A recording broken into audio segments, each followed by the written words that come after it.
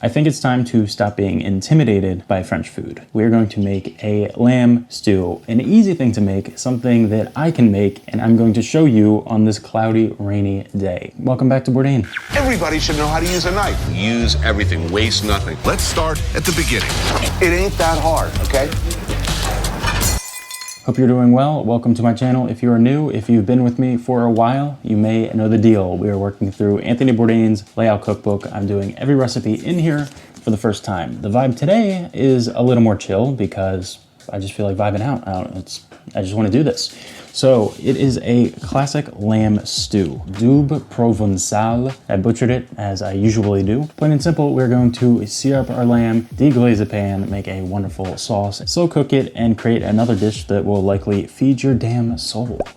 I have Anthony Bourdain's cookbook linked down below in the description of this video. Let's go. Strap in, this is going to be a fun one. We're starting out with 3 pounds of lamb neck and shoulder, courtesy of Bringhurst. As usual, we are going to heavily season this with salt, about an hour in advance to cooking. I find it's very hard to go overboard here. Let's put these aside and get moving on some prep. We get 1 medium-sized yellow onion, and we're going for a fine dice here. I have shown it a few times, but I really want to drive home the fact that you don't need to do the horizontal cut when dicing an onion. If you slice vertically, lengthwise with the stem, and then go against that axis, you're left with a perfect little dice. And when done properly, it's really rewarding because there's very little waste. A bench scraper has been helping me out just tidy up and keep things neat without scraping my knife. And let's move on to our orange. This is an organic orange because we are going to zest this thing. A little trick with zesting, I found it's helpful to rotate the fruit as you are zesting it along the microplane because you don't want to get that deep bitter pith, you just want the exterior. Now you can witness me go directly against what I said with the bench scraper using my knife to scrape up this zest. Get this off to the side and consider this halftime. I love snacking on freaking orange slices. I could eat orange slices every day of the week. Moving on to our carrots, which have been peeled already. Bourdain calls for 1 carrot. I want to do more than 1 carrot. I think it would be nice to have 3 or 4 in this stew. I cut these up in the oblique fashion, which is a little more dangerous, but it yields a really nice, rough, uniform chop, if that makes sense, but all the pieces look similar in size. This is like one of my new favorite things to do when slicing root vegetables. It just looks nice to me. Follow this up with 1 celery stalk, slice it down the middle, and then slice lengthwise, taking my time to get about centimeter strips. It is just very satisfying. I'm not sure why, probably just the little crunch and feedback you get with your knife. 2 little vampire killers, give these a slice, give them a crush, and we are good to go in that department. Now we have to give it our best shot at a little technical challenge. Nope, it is not juggling, although I wish I knew how to juggle 4 of these. We are basically carving these potatoes into 7-sided football shapes. It's not the easiest thing in the world, but after knocking off each end, I just carve away, similar to like whittling a piece of wood, you could say. And at the end of the day, you're going to be left with 7 sides. I've seen chefs hold the potato in one hand and bring the paring knife towards their thumb in a very classic fashion. I don't trust myself bringing a blade towards my thumb, but after some time, we knock out 4, and I'm pretty happy with these. For a first try, not too bad at all. So our prep is done, and I noticed we have a little step in the cooking process that I could tweak. Tony would have us sear our lamb in olive oil and then discard that olive oil. However, we have our bacon strips, which is a pseudo lardon, basically cured pork belly, sliced into 1/4-inch strips. Let's add these to our Dutch oven with a little bit of water to help facilitate that fat rendering action. Bring it up to a boil and then simmer over medium heat for about 4 to 5 minutes. While that's doing its thing, we take our lamb chunks and we are now going to pat these dry. The salt has brought out the moisture. It's time to wick that away so we get a really nice sear in the pan. You can even see the meat has changed in appearance. It's got a little darker color to it. It almost has a cured appearance, and you just know this is going to cook really well in the pan.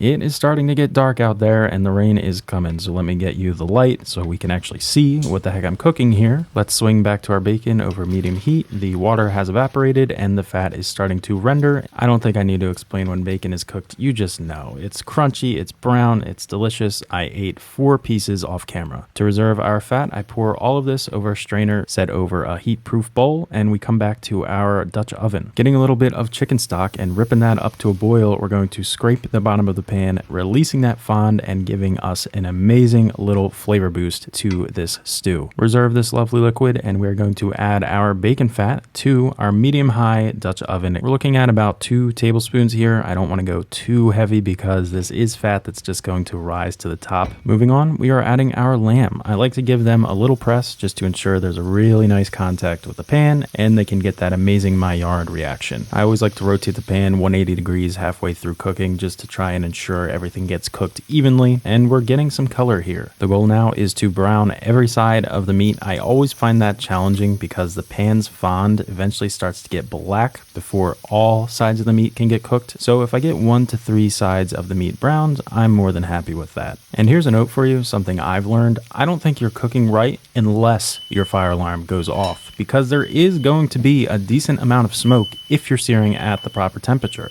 In my haste, I forgot to record removing the meat, but I figure you get the idea here. I got rid of the oil, and we're left with these lovely chunks of browned lamb neck and shoulder. Back over medium heat. In with our onion, in with our celery, we're going to caramelize this. I like to add a little salt always just to extract a little moisture. To deglaze, I added some of that reserved cooking liquid we had from the bacon. Now we continue to cook this for about 3 to 4 minutes until we get a nice dark caramel color to our vegetables. Next, we follow up with a cheat code, in my opinion, 1 tablespoon of tomato paste. I do add a little bacon fat just to help everything move along here, and we cook down this tomato paste for about a minute or 2 just till it loses that bright red color and it even has a less acidic smell to it. Now to thicken our sauce, we add a tablespoon of flour and cook this for another minute to get rid of that floury flavor, but to also develop an amazing fond on the bottom of the pan. Next, Bourdain calls for a cup of white wine. You'll notice this is darker in color. That's because I didn't have enough white wine and I substituted some Madeira.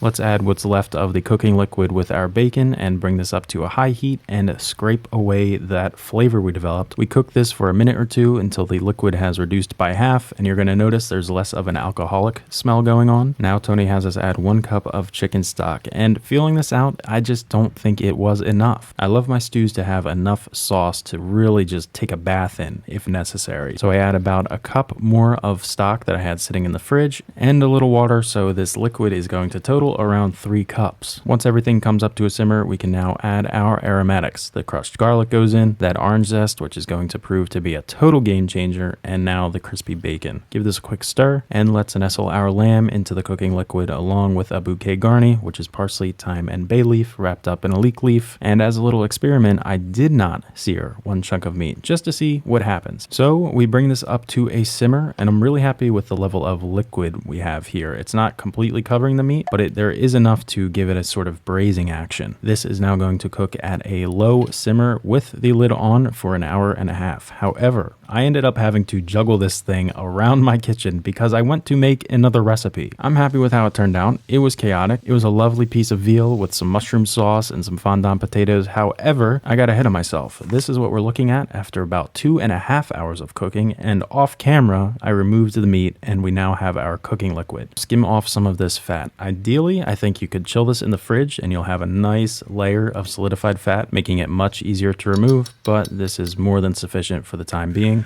Well, hey there. I'm going to take this moment to thank my Ko-Fi supporters. These are the people behind the scenes, keeping things going. These are Brian Paul 21, Matt H, Brendan, and Nick. I appreciate it very much. If you would like to check out what you can do to help me through Ko-Fi, you can look at that via the description of this video, where I am going to start doing memberships and things like that. So it's going to be a neat little thing I can share with you, and in the process, you will help me out.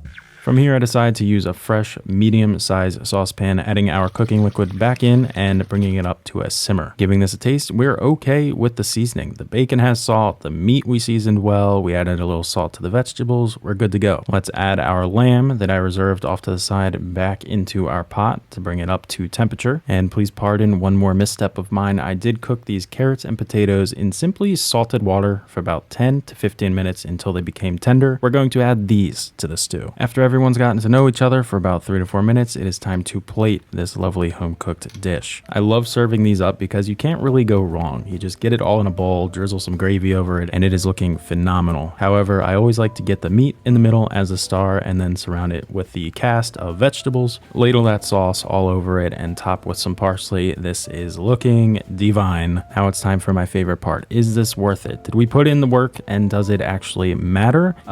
Yes. I don't know if I've had a better chunk of meat in a stew in my life. It was beyond tender. It still had a nice little lamb vibe, but it wasn't overpowering. The potatoes and carrots were cooked well. I always like cooking them off to the side because we can dictate how tender we want them. Just another one of those dishes that puts a smile on my face with the depth of flavor and the therapeutic fun process of creating it. With most of the work being done through passive cooking, it's always a win with these stews. Super easy to reheat as well. Here we have it for my brother and my dad. We demolished it. There wasn't anything left. If you'd like to check out that other video with the veal tenderloin, I have that to your right. Thank you for spending your time with me. This was Back to Bourdain.